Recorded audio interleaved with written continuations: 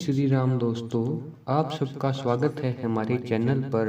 एक बहुत ही गरीब ब्राह्मण था। जब वह कहीं कथा पढ़ता तो उसकी कथा कोई सुनता नहीं था। उसकी घरवाली बड़ी ही सख्त मिजाज की थी। उससे बचने के लिए उसने एक मंदिर में जाकर कथा पढ़नी शुरू कर दी। पंडिताई ने पूछा, अब तुम कहाँ जाते हो? उसने बताया कि अब मैं मंदिर में कथा सुनाता हूँ। उसकी पत्नी ने पूछा, कितने लोग आते हैं कथा में? पंडित जी ने बताया, काफी लोग आते हैं। अब मंदिर में श्रद्धालु तो आते ही थे, परंतु वे अपनी पाठ पूजा करके घर चले जाते। पंडित की कथा तो कोई सुनता भी नहीं था। पंडिताई ने फिर पूछा, क्या तुझे वहां से कुछ मिलता भी है? पंडित ने कहा, जब कथा का भोग लगेगा जब बहुत कुछ मिलेगा। अब पंडिताइन को कथा पढ़ते पढ़ते पूरा 1 साल हो गया और भोग का समय आ गया। उसके मन में यह शांति थी कि जिसकी मैं कथा पढ़ता हूँ वह मेरी मेहनत को देखता है। उसने मालिक पर निश्चय कर लिया है कि वह मुझे कुछ न कुछ तो देगा ही। उस मंदिर में राम, लक्ष्मण और सीता जी की मूर्तियां थी। हनुमान तो इनके साथ हमेशा ही रहते थे। जहाँ गुरु होता है वहाँ सेवक तो अवश्य ही होगा। सेवक की नजर हमेशा अपने गुरु पर ऐसे रहती है जैसे पतिव्रता स्त्री की अपने पति पर, सांप की बीन और चकोर की चांद पर। अब पंडित जी बेचारा पढ़ता रहता, कथा पढ़ता रहता।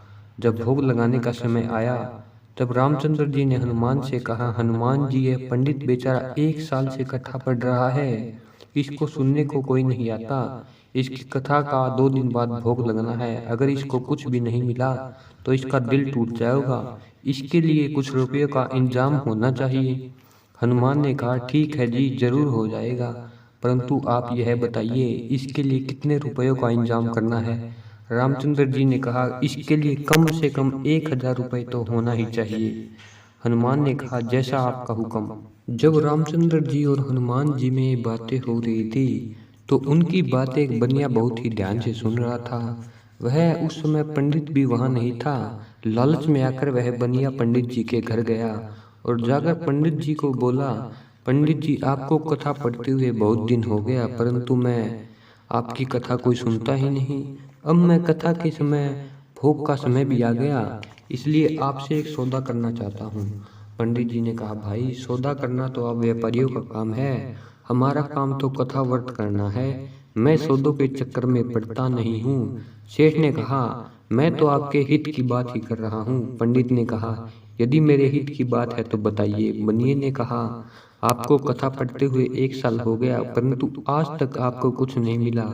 मैं आपको 500 रुपये देकर आपकी मदद करना चाहता हूँ। जब परसों भोग लगे तब तो जो भी कुछ कथा पर आएगा वो मुझे दे देना। पंडित जी खुश हो गया। उसकी कथा पर 500 रुपये की उम्मीद तो वह 10 वर्ष में भी नहीं कर सकता था। पंडित जी मान गया तो सेठ ने खुशी खुशी पंडित जी को 500 रुपये दे दिए। सेठ जी ने सोचा कि 2 ही दिन में मेरे पैसे दोगुने हो जाएंगे। जब कथा के भोग का समय आया तो पंडित जी को भोग लगाया। जो 2-4 आदमी वहां उपस्थित थे वे भी यह सोचकर कुछ देना ना पड़े इसलिए वहां से खिसक गए।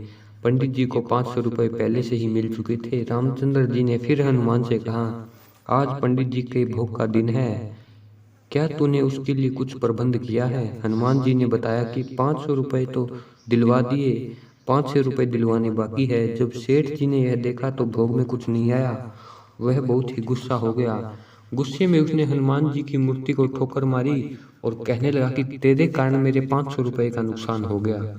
जब उसने हनुमान की मूर्ति को ठोकर मारी तो हनुमान जी ने उसकी टांग पकड़ ली। उसने अपनी टांग छुड़वाने की बड़ी कोशिश की, परंतु वह टांग नहीं छुड़ा सका। अब हनुमान जी के आगे गिड़गिड़ाने लगा कि मेरी टांग छोड़ दो। हनुमान जी ने कहा, सेठ जी, अगर तुझे अपनी टांग छुड़वानी है तो पंडित जी को 500 रुपये और दे। सेठ ने 500 रुपये पंडित को देकर अपनी जान छुड़ाई। पंडित जी ने अपनी 1 साल की मेहनत मालिक के निमित्त होकर की थी तो मालिक ने भी उसकी लाज रख ली। कबीर साहब ने भी यही बात कही है, कमीर कमाई अपनी निष्फल कभी न जाए, 4 युग चाहे बीत जाए फिर मिलेगी आए। अर्थात कि कबीरदास जी कहते हैं कि हमारी जो कमाई है वह कभी निष्फल नहीं जाती, चाहे कितने ही युग क्यों ना बीत जाए, आय तो हमेशा हमें मिलेगी ही। परमात्मा के नाम की कमाई भी इस तरह कभी व्यर्थ जाती नहीं। जीव के क्यों न कितने ही कर्म बीत जाए, एक दिन उसे वह कमाई दौलत के रूप में अवश्य मिलती है। धन्यवाद दोस्तों।